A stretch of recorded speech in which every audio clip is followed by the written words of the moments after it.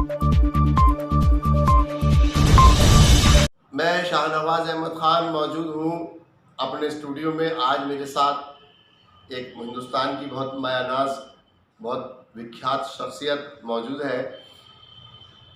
मैं अभी उनका परिचय आपसे कराऊंगा, लेकिन मैं आपको बताता हूँ कि मेरे साथ हैं खुर्शीद अहमद खान साहब, रामपुर से सीनियर जर्नलिस्ट हैं, और इसके अलावा उनमें बहुत सारी खूबियाँ हैं। उनसे मैं दरख्वास्त करूँगा कि वो अपना परिचय आप लोगों को स्वयं दें। जी जनाब, आपका प्रोग्राम में बहुत बहुत इस्तकबाल है। खुर्शीद साहब, आपने बहुत सारे पत्रकारों को रास्ते दिखाए, बहुत से पत्रकारों को सिखाया, और पत्रकार ही नहीं बल्कि शासन में और प्रशासन में लगे बहुत से अधिकारियों को भी आपने सिखाया कि किस तरीके से जनता की सेवा की जानी चाहिए। तो आप पहले, मैं चाहता हूँ जनता को अपना परिचय दें, उसके बाद फिर हम आगे बात करें। बहुत बहुत शुक्रिया शाहनवाज अहमद खान आपका कि आपने हमें अपने जो इस चैनल पर जो है जगह दी, इज़्ज़त दी, जो है दावत दी। तो सबसे पहले आपका बहुत बहुत शुक्रिया। और मेरा छोटा सा परिचय है मेरा, तो कि नाम तो आपने मेरा बता ही दिया, अखबार का नाम भी बता दिया। तो मैं 22 साल से मेरा अखबार निकल गया, अब होगा नहीं आया। मैं उसका प्रधान संपादक हूँ, और वैसे भी मैं सीनियर जर्नलिस्ट हूँ। भारत सेवा समिति का मैं राष्ट्रीय महासचिव हूँ, और भारत सेवा समिति का जो मुख्य उद्देश्य है और जो कार्य है वो मुरादाबाद नहीं, रामपुर नहीं, पूरा उत्तर प्रदेश और पूरे देश का जो है जानता है कि इसका ये अनुदान पे तो चलती नहीं है संस्था, ना इसने अनुदान दिया इसलिए कि ये करप्शन के खिलाफ थी। इसने जो है बड़े बड़े देश के IAS IPS राजनीतिक व्यक्तियों के खिलाफ जो है उनके आय से अधिक संपत्तियाँ जो है ये सब जो है उजागर की हैं। और भारत सेवा समिति के डायरेक्ट ताल्लुक जो ही फाइल है आय से अधिक संपत्ति ये बनाती है, वो CBI हेडक्वार्टर नई दिल्ली, IB हेडक्वार्टर नई दिल्ली और सेंट्रल विजिलेंस कमीशन नई दिल्ली के लिए ये भारत सेवा समिति ये काम करती है। ये तीनों एजेंसियाँ, तीनों हेडक्वार्टर ही मेरे रीढ़ की हड्डी हैं। मेरा शुरू से ही किसी भी राजनीतिक पार्टी से ना तो संबंध है, ना ताल्लुक़ है, ना मेरी दुश्मनी है किसी राजनीतिक पार्टी से। मैं तो न्यायप्रिय इंसान हूँ।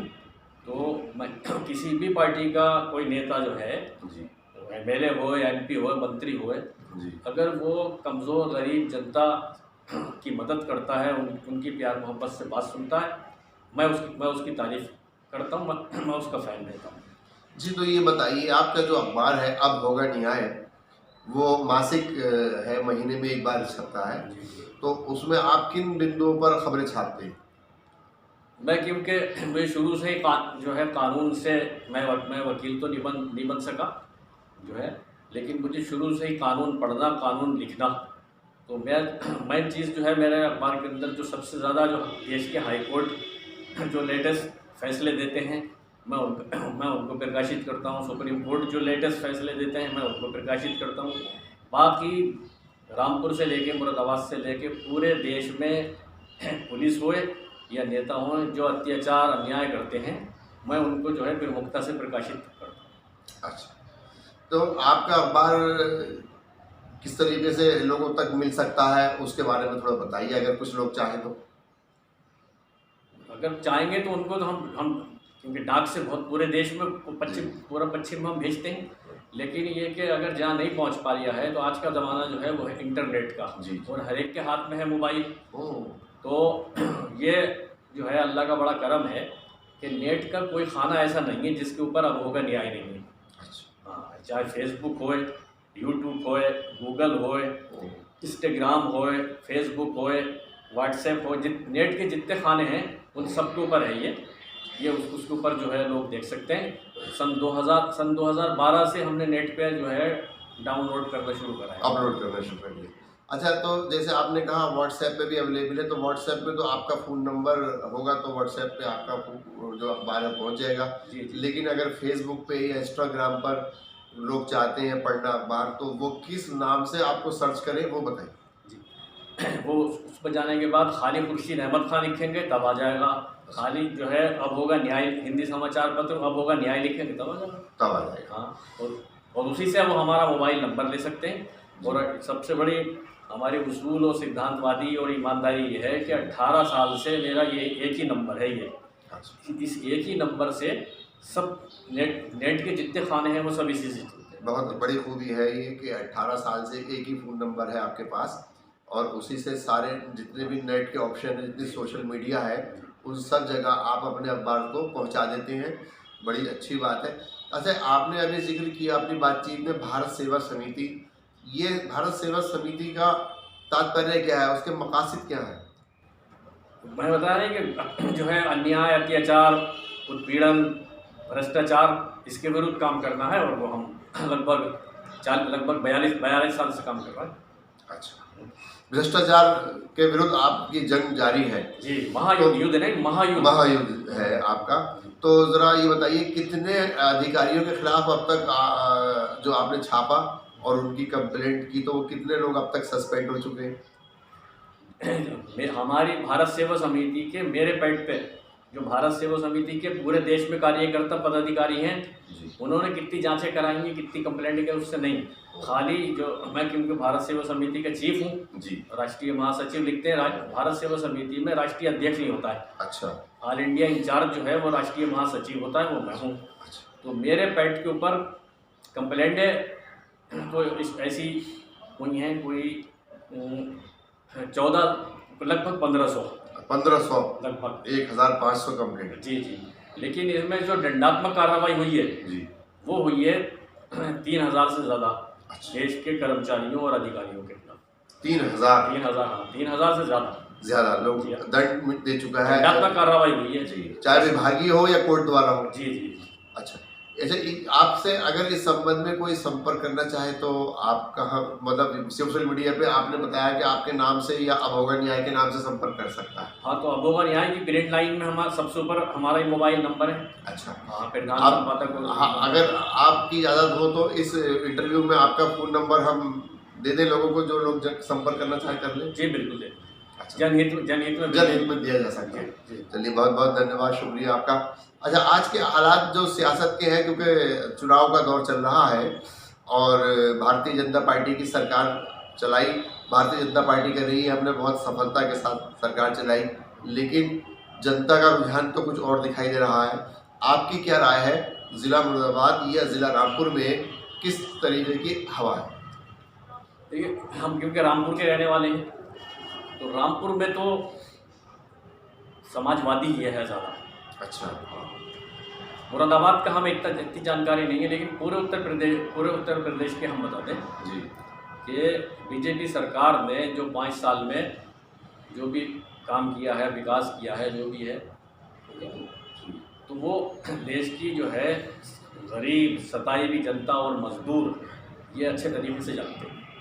अच्छा, आपका कहने का मतलब जो गरीब मजदूर है, जो यहाँ लॉकडाउन लगा और लॉकडाउन पे कल रवीश कुमार जी ने जो NDTV के हैं, उन्होंने बताया कि कोई भी ऐसा WHO की तरफ से या कोई UNO की तरफ से ऐसे आदेश नहीं थे कि भारत में या किसी भी देश में लॉकडाउन लगाया जाए। तो ये एक इशू बन के नया आया है, लॉकडाउन लगाया, जिसकी वजह से लाखों नहीं करोड़ों मजदूर बर्बाद हो गए और वो रोटी रोज़ी से हाथ पे हाथ धरे बैठे हैं। उसी का नतीजा है कि आज इतनी अच्छा बफल बीजेपी के कि उन्होंने बहुत अच्छा शासन किया, बहुत लोगों को फ़ायदा पहुंचाया, लेकिन हवा कुछ और दिखाई दे रही है। तो मुरादाबाद के बारे में मैं बता दूं कि मुरादाबाद ज़िले में 6 सीटें हैं, जिनमें से 2 सीटों पर पिछली सरकार में भारतीय जनता पार्टी के विधायक थे और 4 सीट पर समाजवादी पार्टी के विधायक विजयी हुए थे। ऐसे मैं समझता हूँ रामपुर में भी कोई बसपा के अलावा कोई और विधायक थे क्या, कि सब समाजवादी की सीटें थी?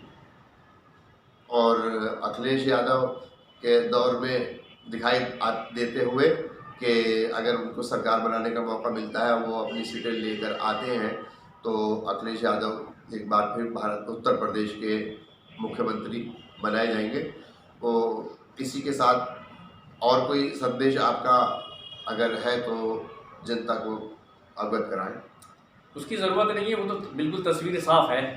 अच्छा। जनता पहले से सोचे हुए बैठी हुई है लगभग कितनी सीटें मिल सकती हैं किसको? अखिलेश यादव समाजवादी पार्टी, उनके पूरे गठबंधन को या खाली पूरे समाज पूरे गठबंधन को? को सरकार बना सकते हैं। सरकार के काफ़ी करीब है और हमारे बाबा योगी जी कह रहे हैं कि सरकार तो हम बनाएंगे, तो उनका क्या पोजीशन है आपकी नज़र में? भाई वो ज्योतिषी हैं, उनको जो है पता होगा कि वो बना रहे हैं। अच्छा, हाँ, ज्योतिष विद्या के आधार पर उनका दावा है, जी जी। जमीनी स्तर पर नहीं है।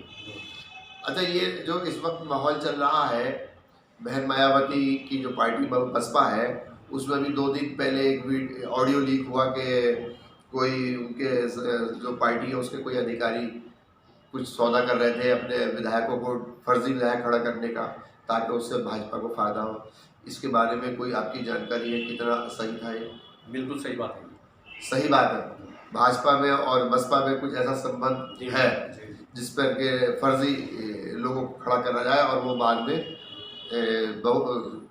भारतीय जनता पार्टी की तरफ मुँह कर देंगे। जी चलिए, आज की कड़ी में इतना ही। अगली बार हम फिर आपकी मुलाकात कराएंगे कुछ और विषयों के साथ, और मैं आपको, जनता को, हमारे श्रोताओं को इस बात की जानकारी देता हूँ कि आप जो अखबार में लिखते हैं अब होगा नहीं आए, उसकी वीडियो भी हम बनाएंगे और बहुत जल्दी वो वीडियो पिछले जनवरी से अब तक के जितने भी अखबार में आपने खबरें छापी हैं उनकी वीडियो आप लोगों को देखने को मिलेगी कि उन अखबारों में क्या कहा गया है। मैं आपका बहुत बहुत शुक्रिया अदा करता हूँ, आप हमारे स्टूडियो में तशरीफ़ लाए। जय हिंद, जय भारत। आपका भी बहुत बहुत शुक्रिया।